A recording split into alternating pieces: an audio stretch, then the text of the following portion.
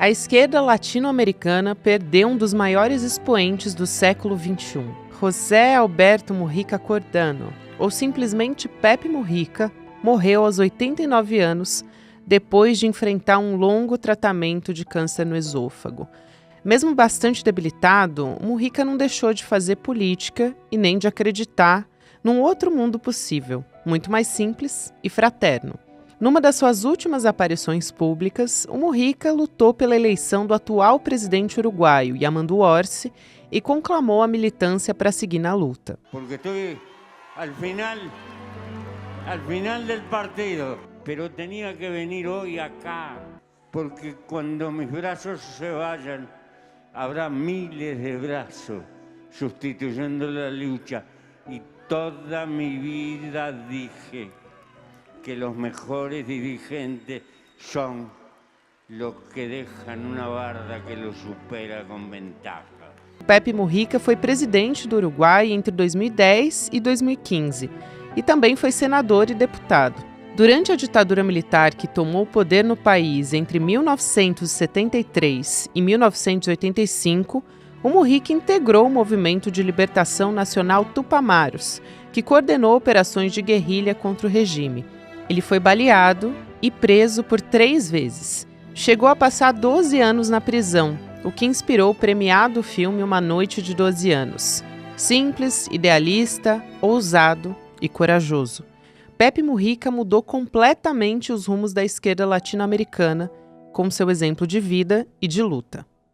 Quinta-feira, 15 de maio de 2025.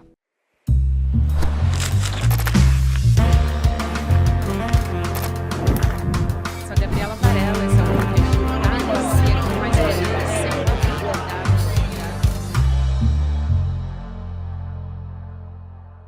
Olá, seja muito bem-vindo, seja muito bem-vinda. Eu sou a Gabriela Varela e esse é o videocast em detalhes, aqui sempre com um convidado, uma convidada. A gente analisa uma notícia importante do momento. Hoje eu vou conversar com o Lucas Rocha, que é jornalista, nosso companheiro aqui do ICL Notícias, e ele também é mestre em Estado, Políticas Públicas e Governo pela Flaxo Brasil. Lucas, prazer demais te receber aqui no Em Detalhes. Bem-vindo, querido. Bom dia, Gabi. Obrigado pelo convite. Vamos nessa.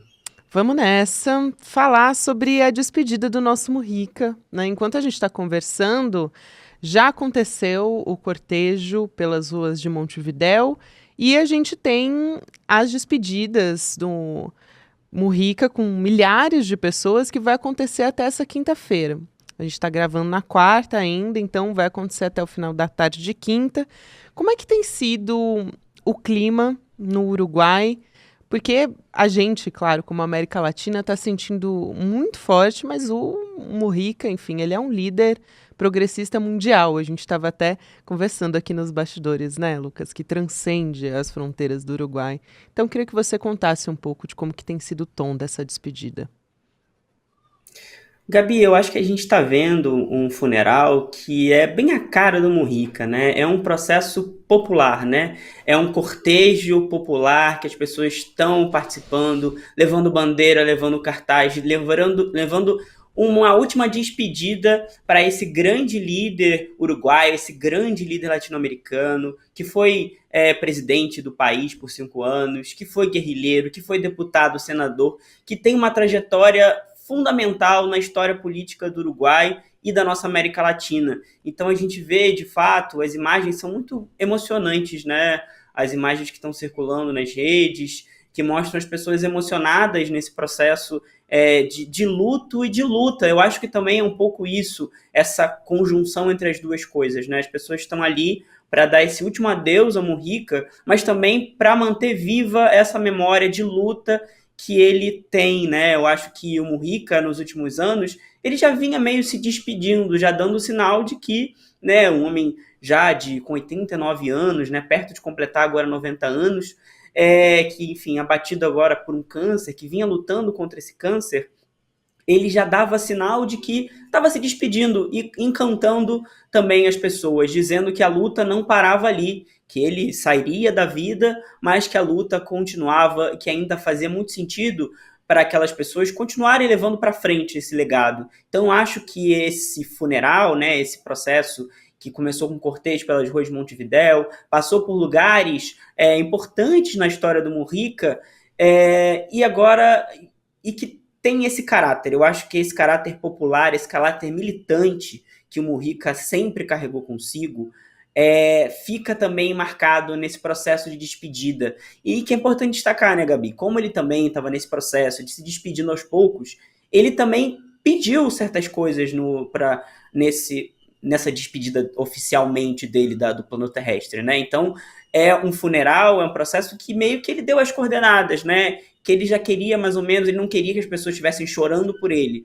Ele queria que as pessoas continuassem levando adiante essa história de luta, que é uma luta que, para o Mujica, é uma luta coletiva, né? Eu acho que isso é uma marca muito fundamental do pensamento do Mujica, da militância do Mujica, e que nesse momento final que a gente viu é bem esse caminho, né? É bem esse caminho de coletivo, de mobilização e de estar aí sempre seguindo em frente. E uma dessas coisas que mostram como ele vivia em consonância total com o que ele acreditava, era a cadelinha dele, que era a Manuela. Ela sempre foi um símbolo muito importante do governo dele. Ele dizia que era a integrante mais fiel do governo dele. Numa entrevista para a BBC ele disse isso. E ele também queria que a despedida dele, né, que o descansar do Mujica fosse ao lado dela, né, a cadelinha de 3 patas do Mujica, Lucas.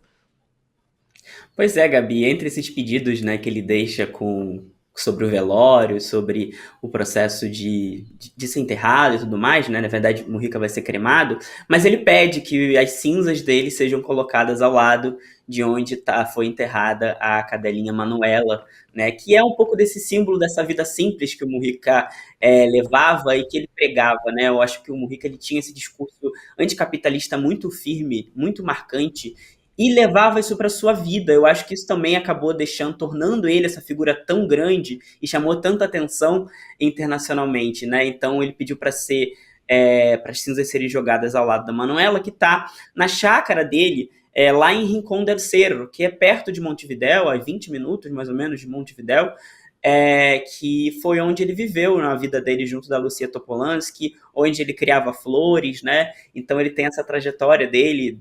Enfim, ele não quis morar em palácio quando virou presidente, ele continuou morando nesse sítio, e eu acho que é um pouco dessa coisa simbólica, que é mais do que símbolo, né? O Mujica, ele não vivia uma vida simples para colocar nas redes sociais, né? Isso óbvio que não, ele não era uma coisa forjada. Era a vida dele, como ele levava a vida, era como ele gostava de viver, é como ele entendia a vida, era como ele... É uma questão até filosófica, de rejeição ao consumismo, dessa crítica anticapitalista acirrada, né? E esse sítio, né, esse local em que ele morava, e a Manuela como símbolo desse governo, a Manuela como símbolo dessa vida simples, dessa vida pacata, eu acho que retrata esse lado do Mujica que encantou tanta gente, né? Eu acho que essa grande liderança política que Mujica foi, ele tinha esse lado humano tão vívido, tão marcante, a gente olhava, eu acho que é isso, Gabi, o lado humano do Mujica, ele estava muito presente, né? A gente enxergava esse lado dele, essa vida humilde, essa vida simples, e que não era votos por serem votos de pobreza, não era esse a linha que o Mujica seguia. Ele entendia aquilo como o modo de vida que ele gostava de viver. E eu acho que é meio esse lado do simbólico, mas que é muito político e é muito filosófico. O Mujica, ele é um líder político muito importante que se manteve muito atual também. Essa questão geracional, eu acho que você pode trazer para a gente. Acho que vale a pena a gente dividir, talvez, o Mujica que entrou para a política formalmente, né? Depois de sair da prisão, ele fundou um partido político que se integrou à Frente Ampla. E aí a gente conheceu o Mujica, que foi deputado, senador, que chegou à presidência, ele também foi ministro. E olha só, é muito interessante quando a gente fala das características do Mujica, né? Ele tem essas frases filosóficas, esses pensamentos que ele traz, essa vida que foi muito construída na simplicidade, que também acontecia no mandato dele como presidente da República, ali, que começou em 2010, mas ele também viveu como... Acho que as pessoas têm essa imagem, a gente conversava aqui no SL Notícias com o documentarista e jornalista o Fabiano Restivo, que foi um amigo próximo do Mujica. E a gente falava sobre como as pessoas muitas vezes têm essa visão de que o Mujica era um senhorzinho, né, um velhinho bondoso que plantava, cultivava batatas e flores e tal. E ele foi um líder político muito habilidoso, a ponto de quando ele era ministro... ele tinha que negociar com militares, e ele foi preso no período da ditadura militar. Então, veja só, ele politicamente era muito habilidoso, ele também tinha convicções muito firmes, muito fortes. Mas, enfim, eu queria te ouvir sobre o líder político Mujica, que é também atemporal. Pois é, eu acho que, Gabi, o Mujica, ele tem no governo dele, né, 3 marcas muito fortes que em um momento a político de... A gente estava ali na onda rosa ainda quando o Mujica chega à presidência em 2010, né? Ele sucede o Tabaré, a gente estava ali naquele contexto em que a América Latina parecia caminhar por um momento de grandes transformações em conjunto e que tinha a Unasul, tinha CELAC, inclusive tem um discurso histórico do Mujica na Unasul em 2012, que é incrível, assim, ressaltando a importância da unidade latino-americana.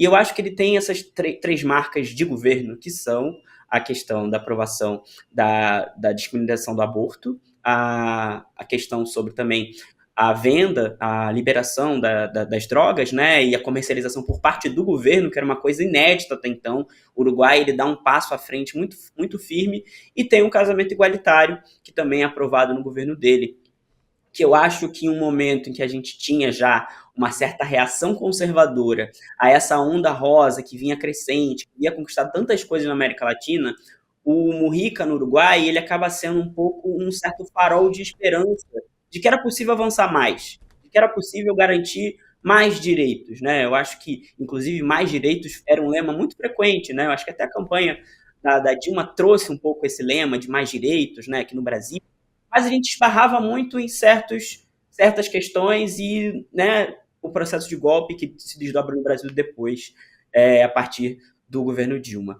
E Mujica chega ao Brasil em 2015 para um evento, logo depois que ele sai da presidência em 2015, em maio de 2015, e ele vem ao Rio de Janeiro em agosto de 2015, em meio a um processo de golpe sendo gestado no Brasil, e resolve se encontrar com a juventude. Que essa era uma marca muito interessante do Mujica também, de sempre estar em contato com a juventude, sempre estar dialogando com a juventude, entendendo que é o futuro, né? Entendendo que é importante olhar para frente, né? Mais do que construir a política hoje, é importante olhar para frente, construir esses caminhos. Eu acho que sempre foi um olhar muito especial do Mujica para a juventude. E em 2015 ele vem, então, ao Rio de Janeiro, faz esse evento na UERJ, e era num processo, Gabi, que parecia que era um rebote da onda rosa, né? Parecia que tudo estava desmoronando, e principalmente aqui no Brasil, que a gente viria o golpe se confirmar depois, a gente viria Bolsonaro depois. E é muito difícil, muitas vezes, ter esperança nesse processo, né?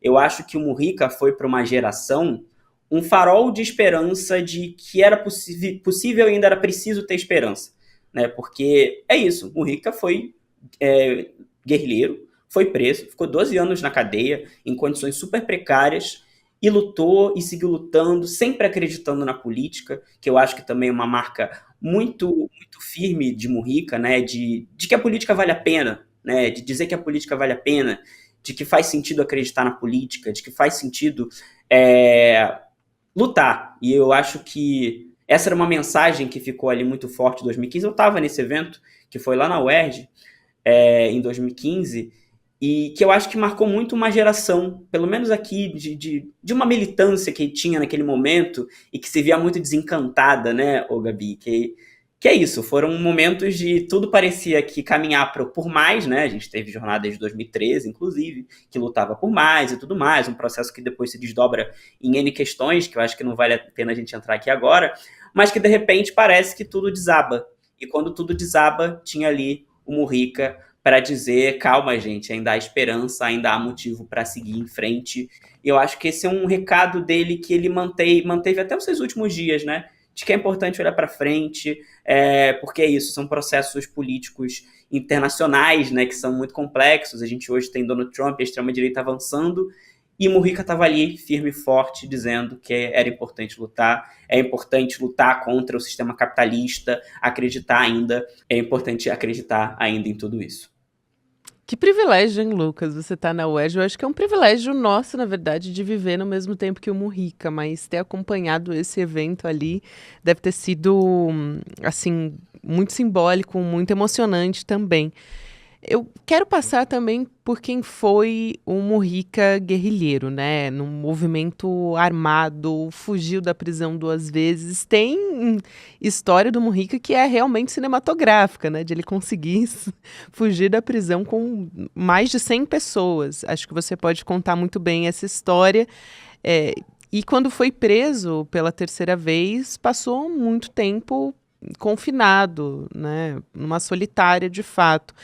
Quem foi o Mujica guerrilheiro? Como é que ele decidiu se tornar parte dos Tupamaros? Gabi, o Mujica, antes de entrar na guerrilha, ele era um camponês, né? Cultivava flores, tinha sua renda a partir do campo, chegou até a fazer uma especialização e não concluiu. E ele chega na luta armada em meio ao processo da ditadura uruguaia, né? E numa lógica ali dos Tupamaros de pegar o dinheiro para distribuir, né? Que via a população passando fome, que via a população sem ter condições de sobreviver. Então era uma luta dos Tupamaros ali muito nesse sentido. E aí Mujica é preso, Mujica fica 12 anos na cadeia, e tem um filme que é clássico, né, Uma Noite de 12 Anos, que mostra esse processo de fuga dele e de outros líderes guerrilheiros que estavam também presos, né, que se comunicavam na prisão a partir de toques na parede, né, que tem toda uma forma de sobrevivência ali muito, muito dura, né, porque a gente está falando de pessoas que estavam em solitária por anos e anos e anos. Então, são condições desumanas que esses guerrilheiros passaram, que o Mujica passou. E esse processo de fuga, ele se dá, de fato, de uma forma cinematográfica, por 20 minutos, rastejando para poder conseguir sair da prisão, para conseguir, de fato, estar livre dali, né? Enfim. E é uma coisa muito marcante, que eu vi até um comentário sobre isso hoje, de que foi até foi até de um cantor muito famoso no Uruguai, de candombe, que estava falando justamente, o Rubem Blada, perdão, do Rubem Blada, o comentário, de que o Mujica passa todos esses anos sendo torturado pelo Estado, em situação completamente degradante, e ele sai da prisão e vai fazer política, e vai continuar a luta, e vai fundar um partido, né? Ele funda o MPP poucos anos, 3 anos, se eu não me engano, depois que ele sai da prisão. Então é uma figura que dá também esse recado, né? A luta dele, a prisão ali, não conseguiu conter o ímpeto revolucionário do Mujica, a vontade de mudar o país que o Mujica tinha. E eu acho que isso é muito bonito também nessa trajetória, né? Claro, o processo de tortura é terrível, né? A gente sabe que são condições completamente degradantes que ele passou na prisão, mas ele sai dessa prisão ainda com seus ideais muito firmes, muito sólidos, e com essa vontade de transformar o Uruguai muito vívida ainda. Então acho que isso também é um elemento muito interessante para se pensar essa figura do Mujica, né, Gabi? Aquela frase simbólica que ele diz que aprendeu a viver com muito pouco, também está ligada a esse período que ele ficou preso na solitária, porque ele dizia que quando ele conseguia beber água, quando ele conseguia usar o banheiro, ou então dormir num colchão, era um dia que ele ficava feliz, e ele aprendeu a se contentar com muito pouco a partir disso, né? É que ele diz, se você não consegue ser feliz com pouco, você não vai ser feliz se você tiver muito. É mais ou menos por aí, né? Essa frase icônica do Mujica. Pois é, a tortura deixa marcas, né, Gabi? Eu acho que é É fundamental sempre a gente entender isso, né? De quando a gente fala de quão desumano é o processo de tortura, ainda mais um processo alongado como esse, de tantos e tantos anos, deixa marcas na pessoa, né? O Mujica passa a viver tentando sobreviver ali à tortura, né? Por 12 anos, tentando sobreviver àquele processo de negação total de direitos, né? E eu acho que uma coisa, pegando também carona em frases clássicas do Mujica, eu estava vendo uma entrevista, enfim, muitas pessoas comentando sobre o Mujica, né? Eu até perdi quem foi de fato que falou isso, mas uma das declarações que ele deu foi de que nem Garcia Marques imaginava que Pepe Mujica poderia se tornar presidente do Uruguai. E eu acho que isso é bem interessante nesse campo, né, dessa fantasia, nesse campo de como essa fuga cinematográfica e dessa história, que é uma história incrível do Mujica que a gente tem para contar, né? Isso, um camponês que passa a ser guerrilheiro e que é preso pelo governo uruguai, pela ditadura militar, que fica 12 anos na cadeia e que acredita na política ainda e que funda um partido político, que forma junto desse partido político uma frente ampla de partidos de esquerda e que essa frente ampla ainda leva alguns anos para ter, de fato, ser vitoriosa nas eleições, elege um aliado e depois é ele, aos 75 anos, chegando à presidência. Então, de fato, é uma história incrível, né? E é uma história incrível que não é do campo da fantasia, eu acho que a graça toda está aí nisso, né? É uma história incrível de uma liderança que, junto dos seus companheiros, né? Eu acho que isso também é uma marca, até já falei disso, né? Que o Mujica, ele acreditava no coletivo, então ele não chegava à presidência sozinho, né? Não é uma conquista só dele chegar à presidência. Então é toda essa história entremeada de povo, entremeada de muita gente, entremeada de muita luta, que o leva à presidência do Uruguai no grande conto, que é quando a gente olha todos esses fatores, parece inacreditável, mas foi o que aconteceu, né? E é um presidente que transforma, que reduz a pobreza pela metade, né? A gente acabou ainda nem comentando sobre o governo Mujica, de fato, mas derruba a pobreza pela metade. Essa figura com essa história incrível e que, enfim, faz transformações muito importantes no Uruguai. Eu vou te pedir para contar quem foi, né, o Mujica presidente e também trazer um pouco dessa característica que é muito particular da esquerda progressista uruguaia, que é laica, não existe, por exemplo, uma bancada religiosa como a gente tem aqui no Brasil, é completamente diferente no Uruguai, a favor da descriminalização do aborto, também da maconha. Então, contar um pouco dessa característica de como ela é diferente das demais esquerdas, né, das demais forças progressistas que a gente tem aqui na América Latina. Eu acho que tem um componente muito interessante, até na democracia uruguaia, de fato, que é sempre, enfim, teve plebiscito no processo da ditadura, assim, sabe? Eu acho que a democracia uruguaia, ela tem algumas bases muito sólidas que passam por todo o campo político uruguaio. Eu acho que isso reflete numa esquerda uruguaia que consegue ter, principalmente, diálogos com o campo da direita mais tranquilos e também consegue avançar em certas pautas que às vezes a gente se vê brecado aqui no Brasil ou em outros países da América Latina, né? Eu acho que essas aprovações que foram feitas no governo Mujica, dessas 3 pautas grandes, né, sobre casamento igualitário, aborto e drogas, são um pouco desse reflexo de que ali tinha um campo um pouco mais tranquilo de navegar e de dialogar. Enfim, o Uruguai também é um país muito menor do que o Brasil, se a gente for olhar em tamanho de população, né? A população do Uruguai é de pouco mais de 3 milhões de pessoas, então é um cenário completamente distinto que possibilita também diálogos muito mais diretos e muito mais abertos. Eu acho que a esquerda uruguaia traz consigo isso. E a esquerda uruguaia tem a Frente Ampla, que é uma conjunção de vários partidos que estão junto na mesma legenda eleitoral ali, né? O Mujica trouxe em seu governo, né, que alguns, inclusive, o Tabaré Vázquez não quis comprar, então algumas batalhas que o Mujica levou adiante não foram possíveis do governo Tabaré Vázquez. E não só pela figura de quem é o Tabaré, óbvio, né, Gabi? Também pela conjuntura política de um primeiro governo de frente ampla e de que agora, né, 2010 era o segundo governo de frente ampla. Então também tem toda a conjuntura regional que impacta ali, né, a proximidade com a Argentina, que na época acho que já era Cristina Kirchner, tudo isso acaba influenciando e possibilitou reformas e transformações tão importantes que foram conduzidas nesse período, e que serviram, né, de mote para a nossa luta aqui no Brasil, para a luta na Argentina, no resto da América Latina. Eu acho que a bandeira uruguaia, a gente via em alguns atos, né, naquele momento, a figura do Mujica era exaltada também por ser essa liderança, por personalizar um pouco essa possibilidade de avanços que a gente viu acontecer no Uruguai durante o governo Mujica, e que, enfim, junto de todo um processo de... Porque é isso, primeiro você garante os direitos básicos, super necessários, né? Redução da pobreza pela metade é uma coisa gigantesca, né? Uma coisa fundamental, que foi garantida no governo Mujica. E também tem esse avanço em direitos que por muitos anos eram negados, que por muitos anos não se possibilitou avançar, e que a gente sabe que até hoje no Brasil são discussões muito complicadas, né? São discussões que são travadas. O casamento igualitário no Brasil só é possível por uma decisão do STF.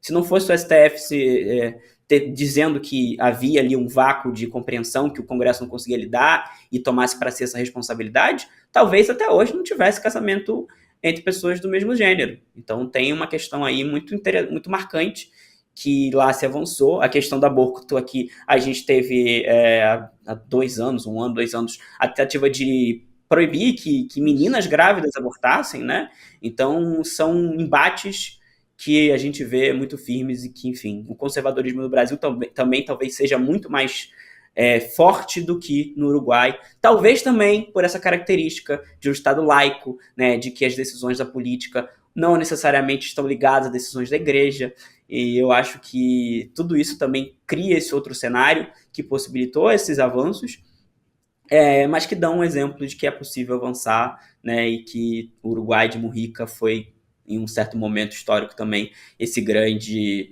farol de mudança, né? E hoje, né, a Frente Ampla continua na presidência, né? Teve um momento, após o segundo governo de Tabaré Vázquez, que girou à direita, e agora o Yamandu Orsi, que é do mesmo grupo também do Mujica, é o presidente uruguaio, inclusive prestou homenagens a Mujica, enfim. É uma história muito interessante sobre o processo uruguaio, né, Gabi? Com certeza, e conseguiu também, né, nos dias atuais em que a extrema-direita vem avançando, né, no mundo inteiro, também conter esse avanço no Uruguai. Então, importante demais a gente falar sobre isso, até como Mujica também aparecendo no comício, que foi aquela frase icônica, né, em que tinha tanta gente filmando o discurso de despedida do Mujica que ele fez, a última aparição pública política do Mujica foi ali, no comício do Orsi. Então, foi bastante importante a gente acompanhar também, né, como que o Mujica estava se posicionando frente à extrema-direita. Obrigado demais, Lucas Rocha, que demais ter você aqui comigo no Em Detalhes. Obrigada por compartilhar todo esse seu conhecimento com a gente. Obrigado, Gabi, um prazer enorme estar aqui com você e prestar essas últimas homenagens também ao Mujica, né? Demais. Obrigada, querido. Até uma próxima. Até mais. Também quero lembrar você que nessa quinta-feira a gente vai ter a estreia, a aula magna, que traz a segunda turma de pós-graduação aqui do ICL. Então é a sua oportunidade. Se você não conseguiu fazer parte da nossa primeira turma, a sua oportunidade é agora. O Gessé Souza vai coordenar essa aula inaugural, essa aula magna, que é aberta para todo mundo. Você pode se inscrever em detalhesicl.com.br ou então também apontar o seu celular para o QR Code, se você estiver acompanhando em vídeo, para acompanhar essa primeira aula que é inaugural, porque as elites odeiam o povo brasileiro. Depois o Eduardo Moreira vem ao vivo às 8 horas da noite, nesse dia 15 de maio, para apresentar todas as condições da pós-graduação. Já adianto para você um spoiler, porque a gente tem condições especiais para quem se tornar aluno, para quem se tornar aluno e para quem se matricular nessa quinta-feira. Então, fica o convite para você. Não perde tempo não e se inscreve agora, enquanto a gente está conversando aqui. Obrigada, você que me acompanhou até aqui. Agora tem Mercado Investimentos, na sequência o Rolê ICL. E o Em Detalhes está disponível todos os dias, de segunda a sexta-feira, nas plataformas de áudio também. Até amanhã. Chegou o momento.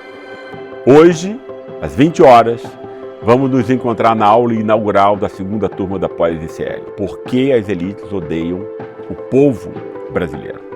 Vamos olhar de frente para a estrutura que impede o país de se desenvolver e entender como ela foi construída historicamente. Vou mandar o link para o seu e-mail e para o seu WhatsApp 1 hora antes da aula começar. Garanta o seu lugar. Você tem um canal, rádio ou TV? Chegou a hora de levar ao seu público o jornalismo que faz história. Democracia! No ICL, você tem acesso exclusivo a Chico Pinheiro. Esses caras fardados sempre estiveram tumultuando a vida democrática neste país. Leandro Demore. Aqui foi tudo tomado pela água, ó. Heloísa Vilela. Que a mesquita é aqui dentro do campo de refugiados. Juliana Dalpiva em campo. O conjunto probatório é muito forte. Apurando tudo de perto, feito por quem entende. São histórias que mudaram o Brasil e você pode levá-las ao seu público. Seja nosso parceiro. Use nossa programação gratuitamente e fortaleça seu conteúdo com credibilidade. Acesse icl.com.br/parceria. Juntos, levamos a verdade mais longe.